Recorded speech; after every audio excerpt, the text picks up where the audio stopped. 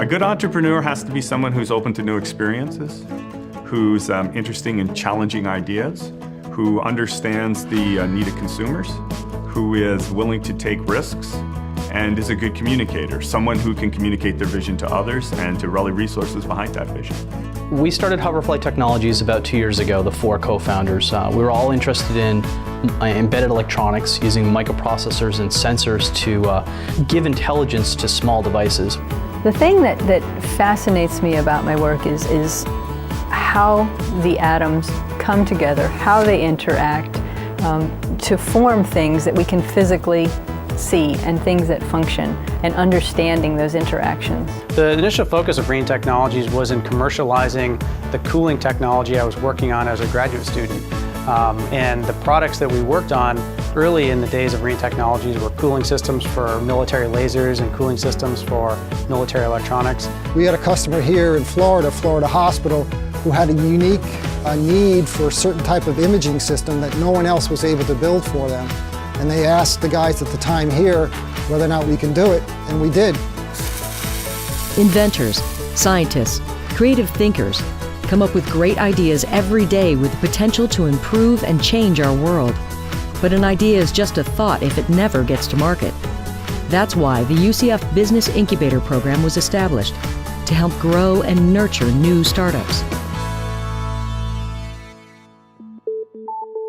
The ones we like to serve are what I call scalable companies, as opposed to what I call a lifestyle company. We want ones that are going to grow, that need to figure out how to grow to big companies. The business incubator concept came about after Tom O'Neill helped a few UCF faculty members start companies based on their own research. He realized that what makes a good researcher didn't necessarily make a savvy business person.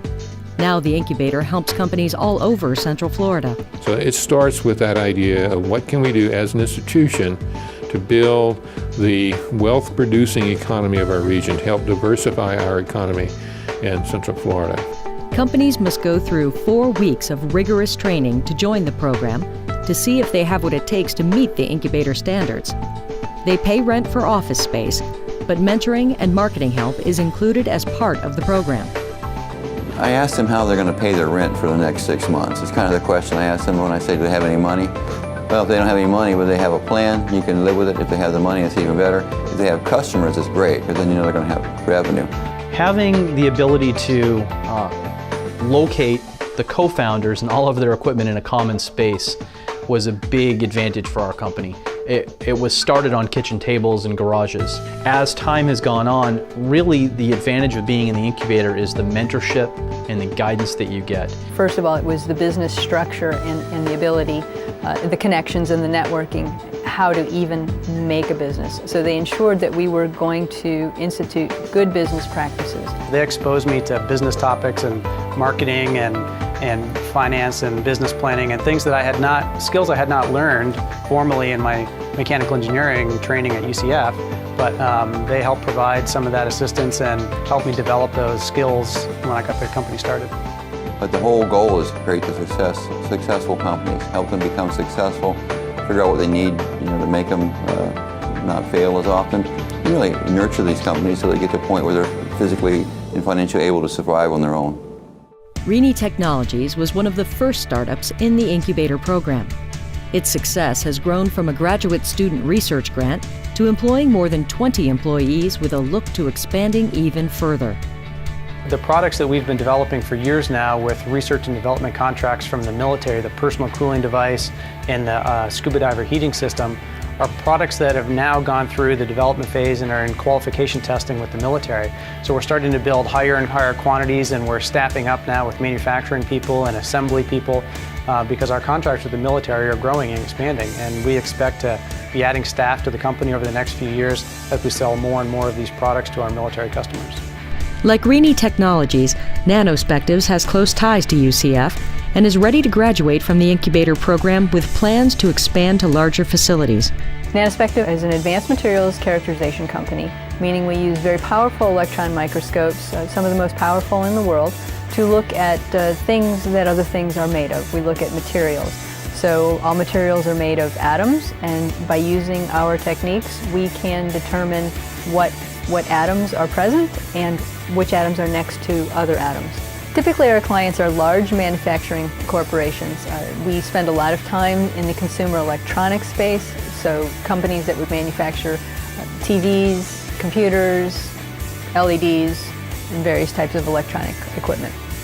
Just 2 years after Hoverfly Technologies was founded, its aerial cinematography units are changing the way TV shows and movies are made.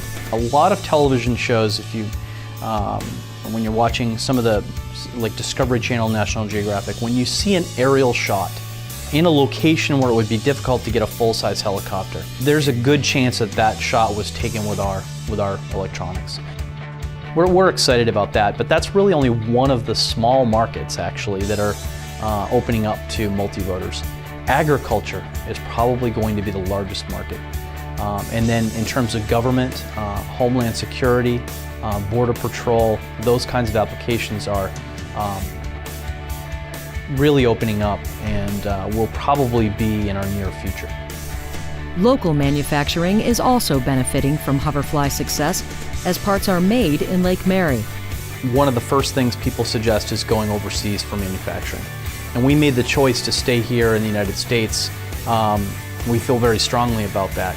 I know that we pay a little bit more to have these manufactured, but the quality is very high, the inspection is very good, the yield is very high, and they're 10 miles away so that during manufacturing, we can go there and work out problems much quicker. Most important to us is that we stayed made in the USA. Companies who are further along in their development can take advantage of the GROW-FL program, like Omega Imaging Systems, that makes specialized medical imaging equipment for hospitals. You know, you can achieve a certain level through success, but in order to break through that level, there's a series of things that you need to have in place, from processes to management systems to the ability to recruit and bring on talent, you know, all those things that are associated with growth. Companies in the program meet to problem solve and network, share stories, and inspire each other. The power of the CEO Roundtable is, you know, there's between 8 and 10 CEOs. We get together once a month and we share common experiences and best practices. There's a lot of common threads and challenges that we're dealing with. And so by us getting together, even though we're in different industries, the challenges we face are the same, and very often the strategies to overcome them are similar.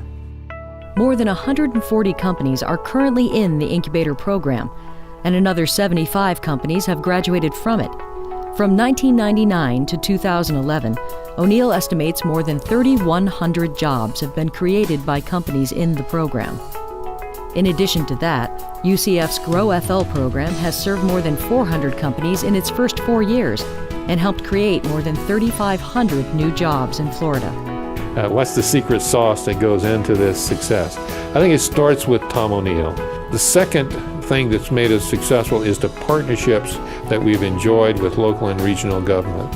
We're a city and a region of small businesses, small startup businesses, people that have started businesses in garages and then gone on to maybe incubators. But that's where the vast majority of the high-paying jobs are being created in our community, and it's in small businesses. A few years ago, we were predominantly tourism, service sector, and construction. And now, what we have done between the UCF Research Park, modeling, simulation, and training, the cluster of companies that we have out there is second to none, not just in the state of Florida, not just in the country, but actually in the world.